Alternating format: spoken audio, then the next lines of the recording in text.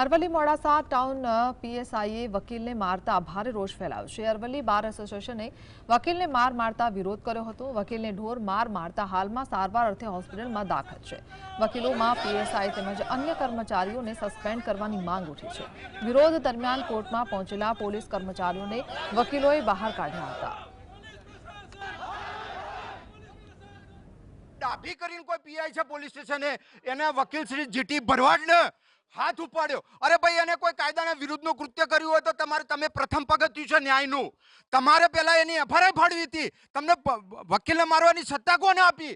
જ્યારે તમે એક એડવોકેટ ઉપર હિચકારો હુમલો કરો છો ત્યારે સામાન્ય પ્રજાને પણ નહીં છોડો। અને વકીલ તો કાયદાના રક્ષણ માટે છે, સંવિધાનનું રક્ષણ કરે છે। જ્યારે રક્ષણ કરનારને જ તમે હાથ ઉઠાવીને શું સાબિત કરવા મારો છો? તમે અહીં આંદોલન કરાવવા માંગો?